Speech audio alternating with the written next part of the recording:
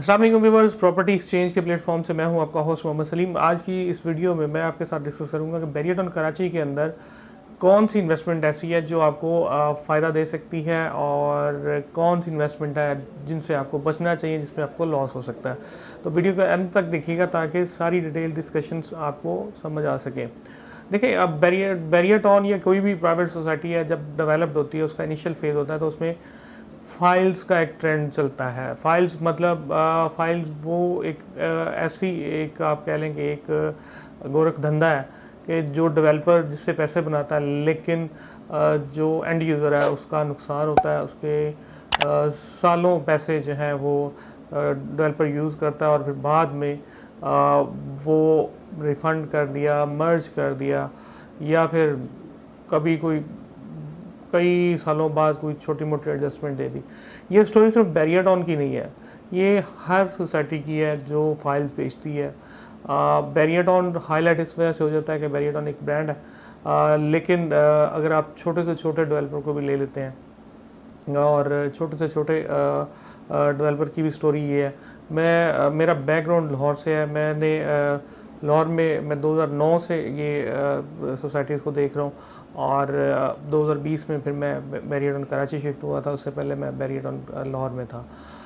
मैंने वहाँ पे यही देखा है कि एक बैरिया ने ट्रेंड तो सेट किया। इससे पहले अगर मैं बात कर देता हूँ 2000 के स्टार्ट में, तो बैंकर सिटीज़ और इस तरह से और भी सोसाइटीज़ पाक अरब, इन लोगों ने एक्सेस सेलिंग करके बेशुमार माल बेचा। और 2016 या 17 की बात है, 16 की, एक लाहौर के अंदर अल जलील गार्डन नाम की सोसाइटी है, वो तबाही फेर 50,000 वो फाइलें बेची, एक्स्ट्रा फाइलें बेची, जो बाद में उन्होंने आधे रेट पे ख़रीदी। और उसका सबसे तकलीफ़ दा मसला ये था कि वो सारी ही मतलब आप कह लें लोअर क्लास को थी, गरीबों की थी, ख़ासतौर लोअर क्लास से भी गरीबों की थी। उसमें आपको 15 लाख का एक बंदे ने प्लॉट बाय किया और उसने 3 से 4 साल का इंस्टॉलमेंट प्लान उनको दिया। और मीनवाइल उन्होंने डाउन पेमेंट लेने के बाद वहाँ पे डेवलपमेंट नहीं की, फिर खुद से नेगेटिव र्यूमर्स दे के माल को ख़रीदना शुरू कर देते हैं। ये एक डेवलपर्स का एक भयानक चेहरा है, जो कि एक नापसंदीदा बात है, इसको नहीं होना चाहिए। अब गवर्नमेंट की ये जिम्मेदारी होनी चाहिए कि कोई भी प्रोजेक्ट है, अदारे तो बने हुए हैं सिंध में, जिस तरह से SBC है, सिंध बिल्डिंग कंट्रोल अथॉरिटी है, इस तरह लाहौर के अंदर लाहौर डेवलपमेंट अथॉरिटी है, और भी मतलब इस्लामाबाद के अंदर CD है, लेकिन ये काम नहीं करते, ये सिर्फ माल बनाते हैं। इनका काम बेसिकली तो इनका काम ये होता है कि आपने जो है वो चेक एंड बैलेंस करना है, NOC इशू करना है कि कितनी कैपेसिटी है डेवलपर की, उस हिसाब से वो कितना डिलीवर कर सकता है। तो मसला ये है कि यहाँ पे करप्शन है, यहाँ पे सारे मामलात हैं, तो कोई पूछता नहीं है किसी को, बल्कि हर अदारा अपना हिस्सा लेता है। लेकिन हम अभी वापस आते हैं पॉइंट की तरफ। तो देखें, फाइल्स अब जब भी बनाते हैं और फाइल्स जब भी आप ख़रीदते हैं, तो उसमें एक चांसेस होते हैं आपको लॉस होने के। उसमें आपको डेवलपर की पॉलिसीज़ के ऊपर आप डिपेंड करते हैं कि आपको वो किस तरह से डिलीवर करता है। बैरियटन कराची की एग्जांपल हम ले लें, बैरियटन लाहौर की, बैरियटन लाहौर के और भी प्रोजेक्ट्स की एग्जांपल ले लें। फाइल्स के अंदर इसकी लाइफ में सर्कल होते हैं, इसमें सट्टा भी होता है, इसमें रेट्स बहुत पीक पे भी चले जाते हैं, और ऐसा भी होता है कि बाज़ दफ़ा कीमतें आधी भी हो जाती हैं। उसमें फिर मसला ये होता है कि जस्ट पीस ऑफ पेपर होते हैं ये, तो लोगों के पास कोई सॉलिड प्रॉपर्टी नहीं होती, तो पैनिक बहुत जल्दी इसमें लोग हो जाते हैं और लोग परेशान होकर फिर उसको फिर जितने भी पैसों में बिक रहा होता है वो बेचना शुरू कर देते हैं। अभी अगर हम बात करेंगे इन सारी चीज़ों को मद्देनज़र रखते हुए, कोई भी सोसाइटी अगर कोई डील लॉन्च करती है या अपना प्रोजेक्ट लॉन्च करती है, तो आपको सबसे पहले तो NOC चेक करना चाहिए, लेकिन अनफॉर्चुनेटली NOC होता ही नहीं है। अभी आप केस चेक कर लें, मोस्टली जो अगर कराची के अंदर, लाहौर के अंदर, या अगर हम गवादर की बात करते हैं, जहाँ पे भी अभी मेजर डेवलपमेंट हो रही है, शायद 5 to 10% एरिया का NOC होता है और उसके बाद बेशुमार ज़मीनें बेच दी जाती हैं और फिर लोगों को वहाँ पे नुकसान तो उठाने पड़ते हैं। मैं अगर कराची की बात करता हूँ, बैरियटन कराची की बात करता हूँ, तो यहाँ पे आप लोग जानते हैं कि सबसे पहले बुकिंग होती है। तो बुकिंग में हमेशा वो एक चांस होता है लोगों के पास कि जो फुल पेमेंट पे प्रॉपर्टी बाय नहीं कर सकते, वो इंस्टॉलमेंट्स पे बाय कर लें। लेकिन उसमें सबसे बड़ा ड्रॉबैक ये होता है कि क्योंकि एक्सेस सेलिंग हुई होती है तो उसके शुरू में सटा होता है। ये नॉर्मल हिस्ट्री है, इसमें 95% या 90% आप कह सकते हैं कि हर प्रोजेक्ट की ये एक हिस्ट्री है कि शुरू में कुछ दिनों में सटा होता है, रेट्स ऊपर जाते हैं, फिर उसके बाद वो मतलब वहाँ पे सट्टाबाज उसको ट्रेड करते हैं, मतलब डेली बेसिस पे इसमें फ्लक्चुएशन होती है, रेट अप कर दिया, डाउन कर दिया, ये एक सूरत हाल चलती रहती है। मीनवाइल सोसाइटी को पैसा इकट्ठा हो जाता है, सोसाइटी क्या करती है कि जी पैसा यूज़ किया और उससे अपना काम चलाया, कोई किसी प्रोजेक्ट में डाल दिया, कोई ज़मीनें ख़रीद ली, व्हाट्सएवर जो भी किया, उसके बाद ख़ुद ही एक ऐसी इन्वायरमेंट बना दिया कि वहाँ पे जाके आपको जो है वो अब पैनिक होके उसको मतलब औंधे पौने दामों में बेचना स्टार्ट कर देते हैं।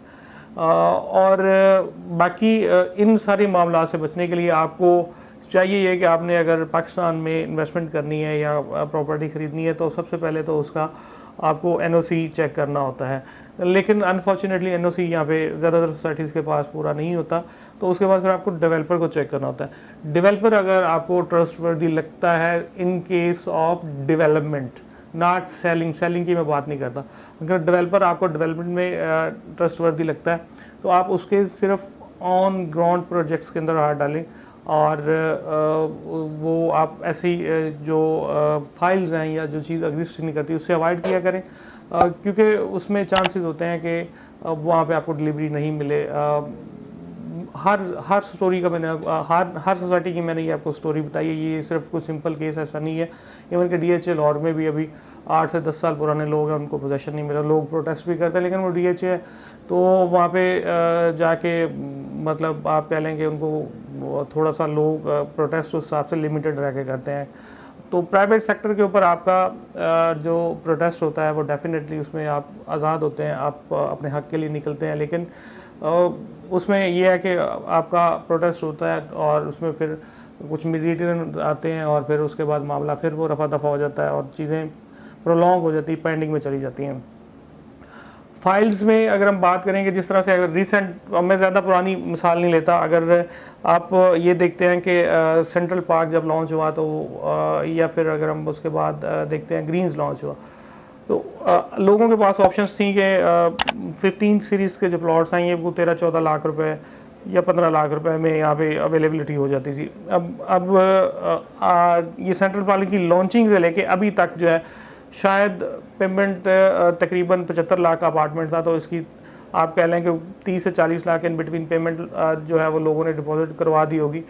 और बाकी अगर मैं बात करता हूँ कि लोगों ने ये अपार्टमेंट की बुकिंग की तरफ चले गए, लेकिन जो बाउंड्री के अंदर अभी बेशक डेवलप नहीं थी, लेकिन एक इन द बाउंड्री प्लॉट्स थे, लोग इस तरफ नहीं गए और आज वही प्लॉट्स जो हैं इस वक्त तकरीबन 30 to 40 लाख के इन बिटवीन ट्रेड हो रहे हैं। लेकिन अगर हम बात करते हैं ये जो आपका सेंट्रल पार्क है या ग्रीन्स है, ये अभी भी मतलब 1.5-2 साल के बाद वो आपको लेवल पे भी बेचने में मुश्किलात पेश आती हैं।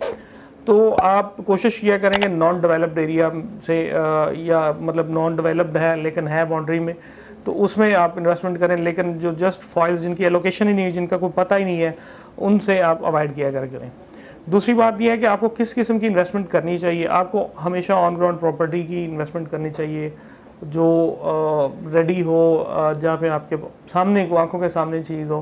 अगर आप कोई प्लॉट ख़रीद रहे हैं आपकी आंखों के सामने हो, आप कोई दुकान ख़रीद रहे हैं आपकी आंखों के सामने हो, आप कोई अपार्टमेंट ख़रीद रहे हैं आपकी आंखों के सामने हो, चाबी आपके पास, आप जाएँ वहाँ पे। लेकिन अगर इन केस आप कहते हैं कि जी इंस्टॉलमेंट्स पे बाय करना है, रेडी के पैसे नहीं है, तो फिर आपको ये चाहिए कि आप कम से कम जो डेवलपर है उसके पास से डॉक्यूमेंट्स चेक करेंगे, उसके पास प्लॉट की उसने पेमेंट पूरी की हुई है, बैरियर को उसके एनओसीज कंप्लीट है, उसके बाद आप जाएं। लेकिन अगर सिर्फ एक यहाँ पे क्योंकि ट्रेंड है कि शुरू में लोग बैरियर के साथ टोकन करते हैं और आफ्टर दैट वो बुकिंग स्टार्ट करते हैं लोग। इसमें प्रोजेक्ट लोगों ने किए भी हैं और होते भी हैं और होंगे भी, लेकिन आप कोशिश ये किया करें कि आपको जो बंदा एक कंप्लीट एनओसीज दिखाए आप उसके साथ जाएं और वहाँ पे आप जाके इन्वेस्टमेंट करें। बाकी आपको बेनिफिट की अगर मैं बात करता हूँ तो रेडी प्रॉपर्टी के अंदर अगर मैं बात करूँ तो उसमें आपको डबल बेनिफिट होता है। एक तो रेंटल इनकम का होता है, दूसरा जो है उसमें आपको कैपिटल गेन होता है। तो इस वजह से आपको कोई भी अगर घर लेना है, कोई भी अगर आपको दुकान लेनी है, अपार्टमेंट लेना है, ऑफिस लेना है, शोरूम लेना है, आप वो जो है वो देख कर और उसको मतलब चेक करके आप ले सकते हैं और वहाँ से रेंटल भी ले सकते हैं, कैपिटल गेन भी ले सकते हैं।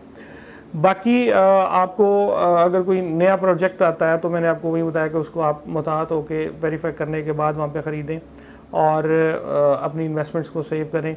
बहुत ज़्यादा डिमांड होगी यहाँ पे शॉप्स की, डेफिनेटली एक बहुत बड़ा प्लान्ड एरिया है और ख़ास तौर पे जो मेन लिंक रोड हैं, जना एवेन्यू है या बड़े एवेन्यू है, इनके ऊपर शॉप्स की बहुत ज़्यादा डिमांड होगी। फिर अपार्टमेंट्स ऐसे हैं कि बैरिया के अंदर अपार्टमेंट्स जैसे जैसे वक्त बढ़ता जाएगा, वक्त गुजरता जाएगा, अपार्टमेंट्स की डिमांड बढ़ती जाएगी।